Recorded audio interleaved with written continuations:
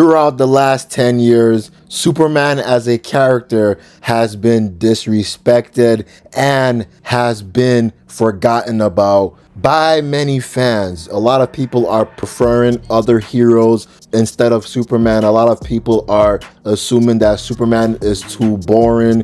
And you hear all these things, you hear all these criticisms throughout the last 10 years, but that's the status quo of how Superman is as a character in DC Comics. Even though we're seeing these negative times, we are experiencing these unfortunate times for Superman, especially if you are a Superman fan like myself. I'm a Superman fan, so I've been going through it. I've been literally trying to defend this character for the last 10 years because a lot of people just don't like Superman anymore.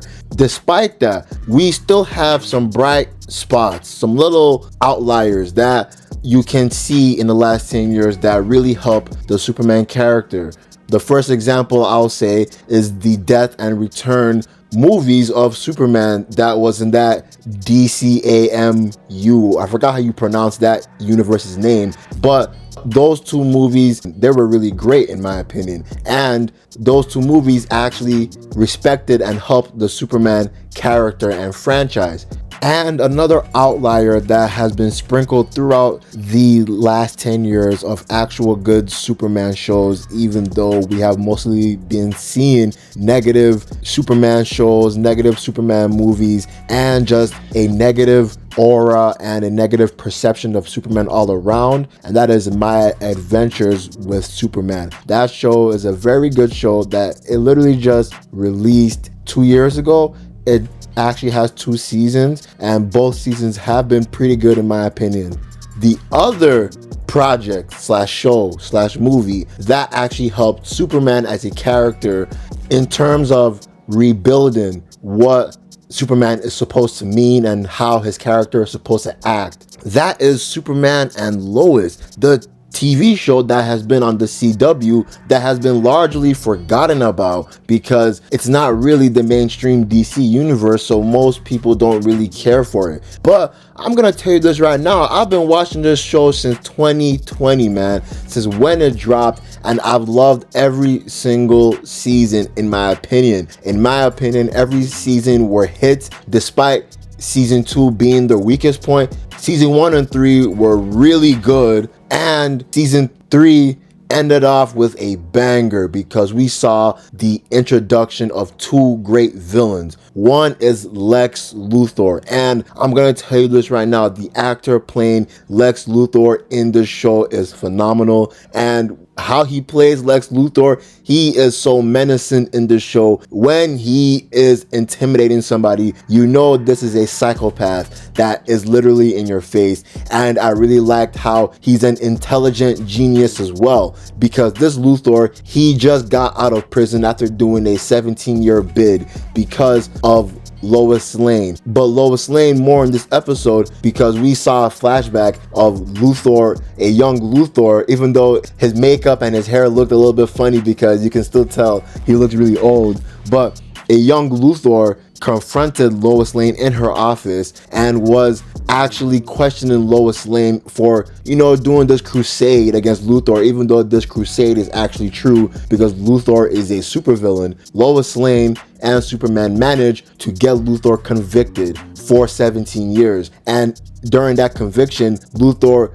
and his daughter, their relationship completely severed, and they did not really speak again because obviously his daughter does not like the fact that Lex Luthor is a murderous psychopath. So we saw that aspect in this episode because they followed up directly from season 3's finale. But that's not really the most important part of this video that I'm trying to point out as to why this show has really brought back Superman characters, Superman himself, Lois Lane, Luthor, a lot of characters that are being brought back to the prime time, to the small screen, and that is Steel and his daughter Natasha Irons. We're seeing all of that, but the characters that I didn't think that they'd actually rejuvenate and actually put a new battery into so that they can be energized and people can actually know them, they can actually gain momentum, were Bizarro and Doomsday. Because Bizarro in this show, his Bizarro world, I really liked his portrayal in that world. I liked his character. Even though he was still Superman, he was still Tyler Hoechlin playing Bizarro. I really liked that they introduced him. But the thing with Doomsday, they didn't really do his comic origin, but I do not care. And they kind of copied Man of Steel,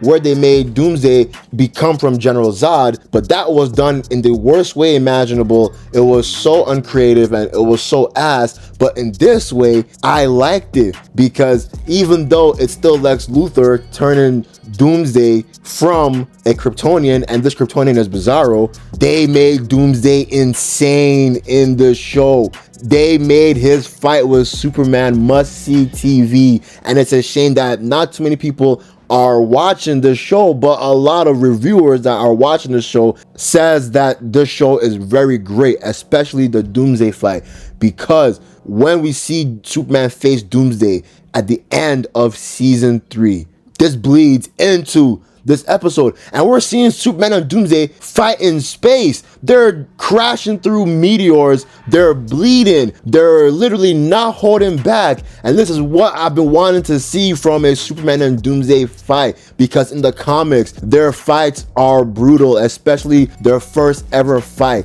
That fight was very brutal, very intense, and emphasis on the end, very long. I don't like when Superman and Doomsday fights end short or they end anticlimactic, but I really love this fight because it's so intense. Doomsday came out of nowhere, beat the shit out of Superman in front of everybody, flew him back into space, and they're just brawling in space, like just completely going crazy on each other, not holding back. Superman is bleeding throughout the fight. Then we now go into a little side story where Sam Lane, Lois Lane's dad, he got kidnapped by one of Luthor's henchmen, or two of Luthor's henchmen. One of the henchmen trapped Sam Lane because she matched with him on a dating site, and then that's how they met. So then he now gets kidnapped. At first he almost escapes when he knocks out the girl that actually set this up with Luthor, but then he now gets recaptured and he's almost about to die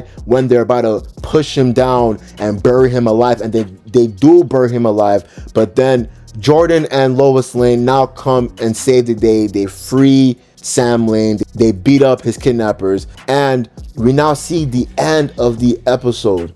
And it's crazy because the Superman and Doomsday fight still continues. They're still going crazy. They're bleeding. They're just not holding back. I know I've repeated that 3 times, but that's how the fight was. It was that crazy. I'm surprised a TV show with this budget can do a fight like this and make it just be so comic accurate and so great, in my opinion. Then I see something that I was shocked at, bro. The episode ends when they're about to do their big blows at each other. Superman has his heat vision. He is putting his heat vision on Doomsday. He's trying to possibly kill Doomsday, but Doomsday flies through the heat vision and punches Superman's chest. But in the process, he rips out his heart, basically killing Superman for now. I saw that shit. I was like, these niggas did that. They actually did that. That's crazy. And he died in space.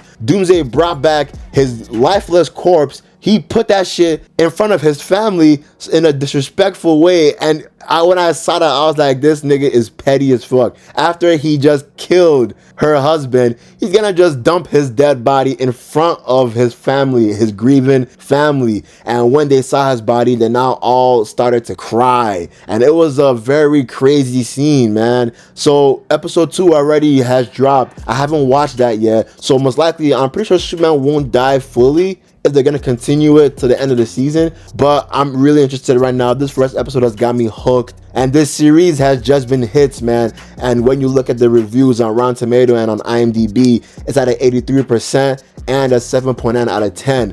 Those are very favorable and good reviews all across the board, in my opinion. This show needs more love. It needs more eyes. It needs more views, in my opinion. But that's the end of the video, man. What do you guys think of the first 2 episodes? The 3rd episode is about to drop in the next coming days. I'm gonna watch that shit. But that's the end of the video, man. I'm out. Peace.